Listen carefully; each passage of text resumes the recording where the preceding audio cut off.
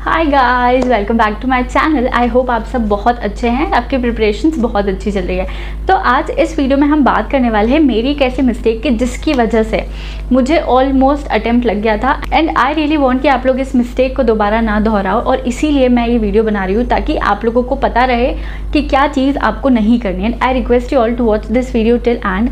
और ये चीज़ जो मैं आपको इस वीडियो में बताने वाली हूँ, प्लीज़ प्लीज़ प्लीज़ बिल्कुल मत करना, वरना आपको भी अटेम्प्ट लग सकता है। लकीली 2-3 नंबर से पास हो गई, बट लक हर बार हमारे फेवर में नहीं होता है, तो इससे बेटर है ना गलती करो ही मत। तो हुआ ऐसे था कि मेरा एफएम का पेपर था एंड एफएम मेरा थोड़ा ठीक ठीक था, मतलब जनरली मेरा प्रैक्टिकल थोड़ा वीक रहता था और थ्योरी में आई वाज स्ट्रॉन्ग। तो प्रैक्टिकल मेरा वीक होता था और उस वजह से एफएम भी मेरा थोड़ा ऊपर से ही ज़्यादा था। तो उसको मैंने बहुत मुश्किल से प्रिपेयर किया था। मेरी जो फैकल्टी थी वो बेस्ट फैकल्टी थी, मतलब मैंने ऐसा टीचर कहीं नहीं देखा। He has supported me like anything. उन्होंने दिन रात जो भी डाउट रहते थे वो सारे डाउट सॉल्व करते थे, कभी भी टाइम नहीं देखा उन्होंने। एग्ज़ाम के दिन तो इनफैक्ट मैंने उनको रात को 1 बजे 2 बजे फ़ोन कर करके पूछा है और उन्होंने लिटरली जवाब दिया है, फ़ोन उठाया है। उनके जैसा टीचर मैंने तो आज तक नहीं देखा है। तो उन्हें तो बहुत सपोर्ट किया, उन्होंने पढ़ाया भी बहुत अच्छा, पर मेरा ही प्रैक्टिकल ख़राब था, इसलिए मेरे ऊपर से बाउंस हो जाता था। जैसे मैंने कोई चीज़ समझ भी ली, पढ़ भी ली ना, थोड़ी देर के बाद मैं वापस भूल जाती थी। एफएम के पेपर से मुझे बहुत डर लग रहा था कि एफएम में क्या होगा क्या होगा क्या होगा। एंड मैं पेपर देने गई। क्या हुआ ना, जब मैं पेपर देने गई एग्जामिनेशन सेंटर पे पहुंची, तो वहाँ पे हमेशा कुछ ना कुछ महाअनुभवी लोग ऐसे होते हैं ना जिन्होंने कुछ आउट ऑफ द बॉक्स पढ़ा होता है एंड वो लोग डिस्कस कर रहे होते हैं। अभी क्या हुआ कि मैं जनरली मतलब एग्जीक्यूटिव हो गई, फाइनल के दोनों ग्रुप्स हो गए, मैंने कभी भी डिस्कस नहीं किया, ना पेपर के पहले ना पेपर के बाद। और ये मेरा रूल था कि मुझे नहीं डिस्कस करना है, मतलब नहीं डिस्कस करना है। बट उस दिन पता नहीं मेरी क्या मती मारी गई थी। एक तो कैसे था ना कि एफएम से मुझे डर लग रहा था, और ऊपर से ये सब लोग ऐसे ग्रुप बना के खड़े हुए थे, मेरे पहचान के ही फ्रेंड्स थे। They started talking. वो लोग पता नहीं क्या बात करने लगे कि ये चीज़ आएगी ये चीज़ आएगी, और वो लोग ऐसी चीज़ें बोल रहे थे ना जो कि लिटरली मैंने कभी सुनी नहीं थी। वो सब लोग आपस में डिस्कशन कर रहे, एकदम इतना गहरा डिस्कशन चल रहा है ना कि मतलब पेपर उनको पता है कि पहले से क्या आने वाला है, ये देखा कि नहीं देखा, वो इंटरकनेक्टेड है, वो क्वेश्चन देखा वो क्वेश्चन देखा। और मुझे लग रहा था यार मैंने तो ये चीज़ सॉल्व ही नहीं की है, तो मुझे पता ही नहीं होता क्या है, क्या बात कर रहे हैं। 1 मिनट के लिए तो मुझे ऐसा लगा कि मैंने कहीं सिलेबस कुछ और तो नहीं पढ़ लिया, ये लोग तो कुछ और ही बात कर रहे हो। मैं मतलब लिटरली मैं इतना ज़्यादा घबरा गई थी, इतना ज़्यादा मुझे पैनिक हो गया था। मैं गई सेंटर के अंदर, और सेंटर के अंदर जाके भी हम लोग को पेपर मिल गया, हम लोग को कॉपी मिल गई। बट मैं, क्योंकि वो सारी चीज़ें वैसे ही आप डरे हुए हो, उसके ऊपर से अगर ऐसी कुछ बातें हो रही जो आपको पता ही नहीं है, तो आप अपने आप अंदर से ही मान लेते हो कहीं ना कहीं कि मेरे वाला अटेम्प्ट तो गया, मैं तो इसमें फेल होने वाली हूँ। और लिटरली मैंने ये चीज़ को एक्सेप्ट कर लिया था कि मैं इस सब्जेक्ट में गई, कोई चांस ही नहीं है ये वाला निकलने का। मुझे 15-20 मिनट तक कुछ समझ नहीं आ रहा था, मतलब मैं क्योंकि इतना घबराई हुई थी ना, तो वो पेपर में अगर मुझे कुछ आता भी होगा ना तो भी मुझे वो समझ नहीं आ रहा था, क्योंकि मैं पढ़ ही नहीं पा रही थी। मैं फोकस के साथ पूरा क्वेश्चन ही नहीं पढ़ पा रही थी। क्या हुआ कि 15-20 मिनट, आधा घंटा मेरा इन सब चीज़ों में वेस्ट हो गया। और यू वोंट बिलीव कि मैंने अपनी कॉपी में एक वर्ड भी नहीं लिखा था, मतलब मैंने सिर्फ क्वेश्चन नंबर डाला और मुझे समझ ही नहीं आ रहा कौन से क्वेश्चन से शुरू करूँ। ये किस लिए हो रहा था? क्योंकि मैं फोकस नहीं कर पा रही थी। फोकस क्यों नहीं कर पा रही थी? क्योंकि मैं डरी हुई थी। और डरी हुई क्यों थी?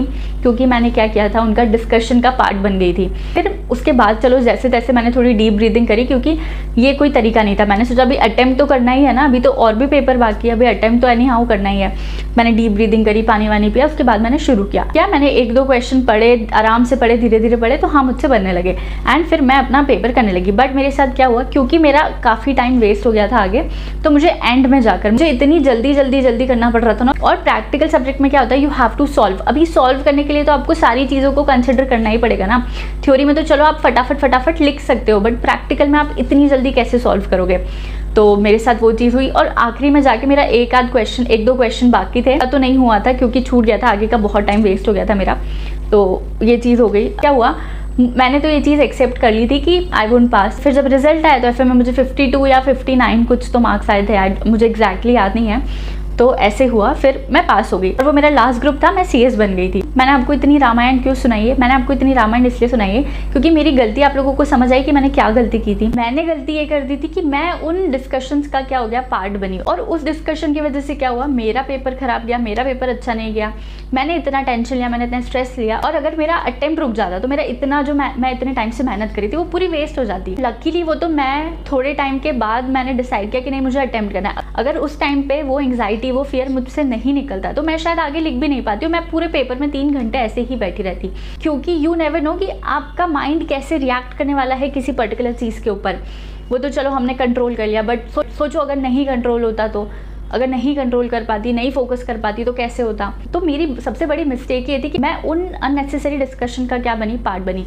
अब जनरली बच्चे क्या करते हैं, एग्जाम के पहले डिस्कस करते हैं मिलके, एग्जाम के बाद में तूने क्या लिखा, तूने क्या नहीं लिखा, तूने क्या किया। मैं आप लोगों को एज अ सीनियर यही चीज़ सजेस्ट करूँगी, जब भी आप एग्जाम देने जाओ ना, आप किसी डिस्कशन में मत पड़ना, किसी भी नहीं, जिसको जो डिस्कस करना है करने दो।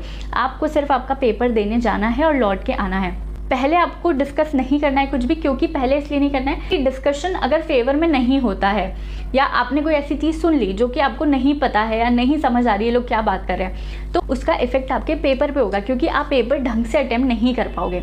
और अगर आप एग्ज़ाम ख़त्म होने के बाद वाले डिस्कशन में पढ़ते हो कि क्या तेरा पेपर कैसे गया, तूने इसका क्या आंसर लिखा, तूने ये क्या लिखा, तुझे वो आया था क्या, उसको तूने कैसे सॉल्व किया, उसका तेरा आंसर क्या आया, अगर आप इन सब में पढ़े तो भी हो सकता है कि कुछ क्वेश्चंस ऐसे हो जो आपके मैच ना करें आपके फ्रेंड से। तो वैसे केस में क्या है, आप पहले जाकर, आप पेपर को अब चेंज तो नहीं कर सकते हो, आप जाके वापस इरेज करके सही कर सकते हो क्या, नहीं कर सकते हो। और इसकी वजह से एक डिसएडवांटेज क्या होता है कि आपको स्ट्रेस होता है, तो आपके नेक्स्ट पेपर पर इफेक्ट आता है। तो ये जो दो डिस्कशंस है, ये दोनों आपको अवॉइड करने हैं किसी भी तरीके से।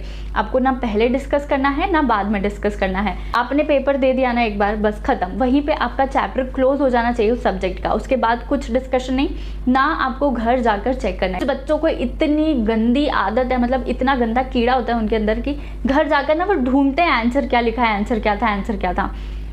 ऐसा नहीं करना है, बिल्कुल भी नहीं करना है। आपके पास यार इतना टाइम है क्या कि आप ये सब करोगे? आपके पास अगले पेपर का वैसे ही इतना सारा रिवाइज करने का पड़ा है, ऊपर से आप इन सब में एंगेज हो रहे हो। नहीं ना, अभी जो हो गया है वो हो गया है, उसको आप ना तो बदल सकते हो जाके, ना कुछ कर सकते हो। तो ये दोनों चीज़ आपको नहीं करनी है। मैंने मिस्टेक की, मैं लकीली बच गई, बट ज़रूरी नहीं है कि हर किसी के केस में ऐसा ही हो कि वो बच जाए, ऐसा नहीं होता है, ठीक है। इस बात को बिल्कुल ध्यान रखना है।